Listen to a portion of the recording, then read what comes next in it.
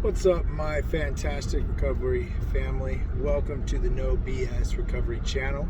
If you get a chance, hit me up with a like, subscribe to this channel, hit the notification bell so you know every time I release a new video. I do this because I want to give back to the recovery community. I'm in recovery myself, been in recovery since November 1st, 2013.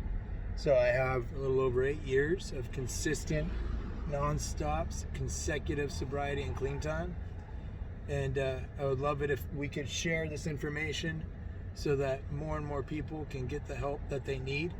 I also recently started a brand new program that's geared for people that can't leave their jobs or can't leave their families or don't have the money to afford treatment or just don't have the right insurance policy for treatment.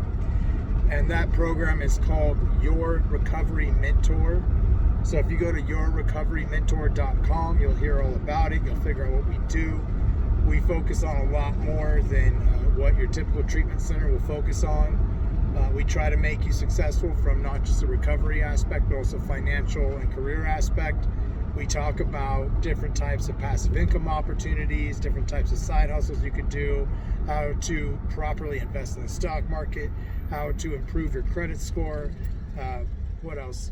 Very simplistic ways of budgeting so you can create financial responsibility. And we do all the basic recovery stuff as well, like relapse prevention, risk management, so on and so forth. We are not a treatment center. I want to make that loud and clear. We do not provide treatment. However, we do work with other companies that do telehealth therapy, psychology, and psychiatry so that you can get that type of help from the comfort of your own home as well. So you can work on your core issues and any type of trauma you may have experienced from my experience, and I've experienced trauma in my past, but 90% of the people that end up as an addict or alcoholic do so because they experienced some type of trauma in their past. And this comes from 7 years of owning and operating an outpatient treatment center and talking to the clients that go to our treatment center. Literally 90% of our clients have experienced some type of trauma in the past and they've never dealt with it. And it's a huge contributing factor as to why they became an addict or an alcoholic and why they're still an addict or an alcoholic.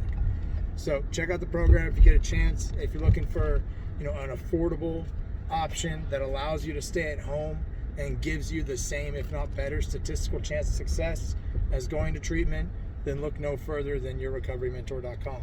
Now, that being said, guys, about today,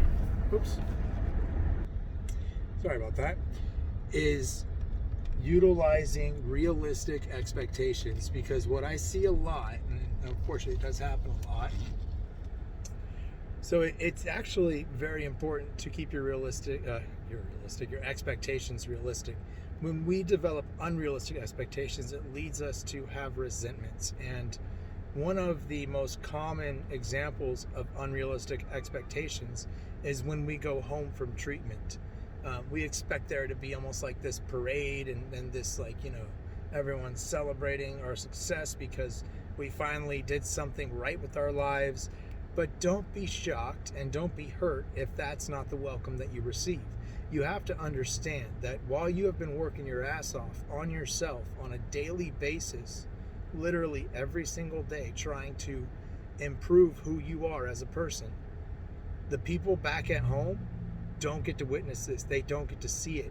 They don't get to see the growth that you go through. They don't get to see all the hard work that you've done. They're used to the old you, the addict you, the alcoholic you, and that's what they're expecting to come back home. And realistically, they don't really know what they're going to get when you come back home. Like, what type of version of you are you going to be? So temper your expectations when you're getting ready to go back home, because it's not like I guarantee you're not going to come home and be like, hey, can I borrow $300? And they're going to say, yeah, sure, no problem, here you go. They're going to be waiting for the other shoe to drop, unfortunately, and probably rightfully so, because we've given them a reason to through our past and the actions that we've taken. So don't be surprised if that happens to you. It certainly happened to me, and I can't blame my parents for thinking that way, because I went to multiple treatment centers. I screwed up multiple times. So they were expecting me to fail. And I don't blame them for feeling that way. I created that expectation.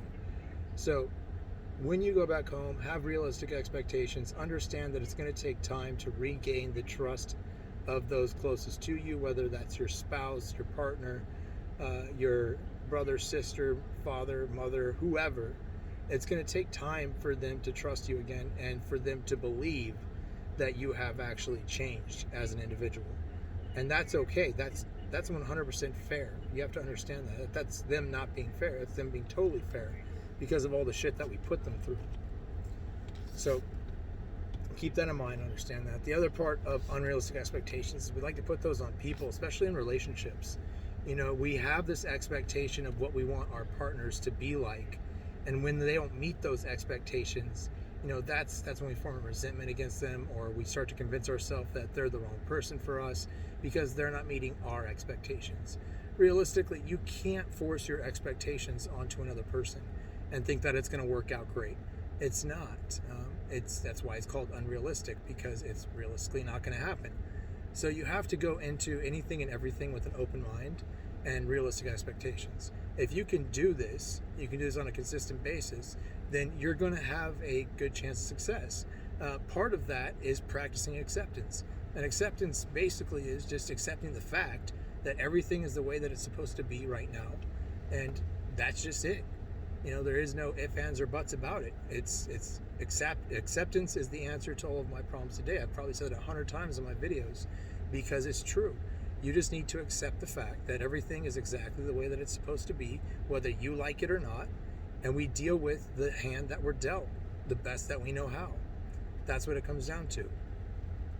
So work on that if it's an issue for you. If you're putting your expectations on someone else, and here's a good test for you. If you like to point out other people's shortcomings, or tell them what they can be doing better, or point out their deficiencies or character defects, or as we like to say, take their inventory, then you're probably putting unrealistic expectations on someone else. You are going off of your own personal experiences and your own personal expectations, and you're transmitting those onto another human being. And that hardly ever ends well. Even if you're doing it with the best intentions, it might not be received that way. You have to understand that. And while you're in treatment, especially, you don't have time to focus on another individual. You really shouldn't. If you see someone sitting there and their head's down, it looks like they're hurting, then it's totally 100% okay to go up to them and make sure that they're doing okay. Because we don't want them to do something stupid, and we also don't want them to feel like they're alone. And we want them to know that they're supported. But it's not the time to be like, hey, I know you're hurting. Let me tell you why. This is why. Because you're not doing this, you're not doing that. It's constructive criticism, but it's not the right time for it. So you got to, timing is big in everything in life. So if you want to give someone constructive criticism, first and foremost, make sure that, your house is in order before you judge someone else's house. But secondly, make sure the timing's right.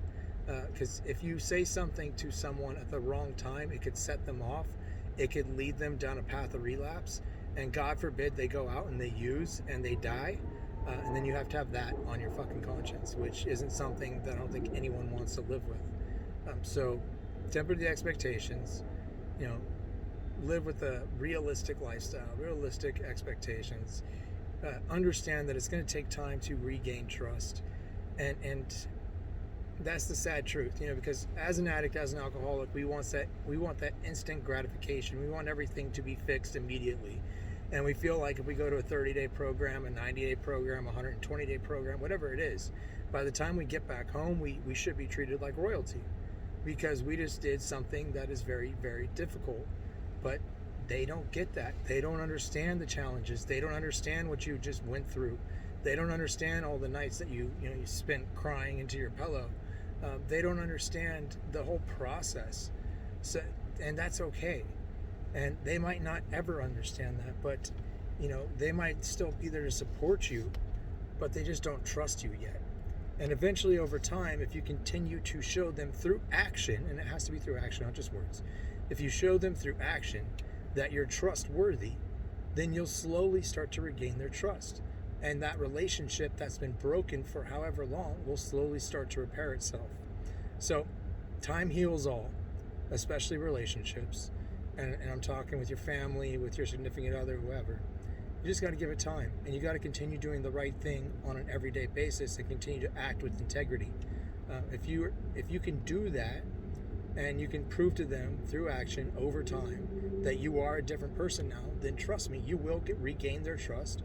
The relationship will continue to improve, and it will be better than you ever thought it could be. A perfect example is the relationship between me and my brother. When my brother was originally going to get married, he didn't invite me to his wedding. I thought for sure I was going to be his best man, but I was such an asshole to not only him but our parents and our family in general, that I wasn't even invited to his wedding. That's the type of relationship we had. Like, we didn't speak to each other, we didn't hang out with each other. Eventually, I got clean and sober, and after a couple years, he wanted the same thing that I had. So he approached me, and I got him into treatment, and now he's doing great. He's actually working with me now. He's got years under his belt, so he's doing fantastic, and we now have a really good relationship as brothers, better than it's ever been before. Same with my parents, best relationship we've ever had. But it came over time, and so just understand that time heals all. It's going to take time, and go into the situations in your life with that type of understanding, and you won't be disappointed. And if you're not disappointed and you're set up for that to be the reality, then you're not going to relapse over it, because you're already prepared for that to happen.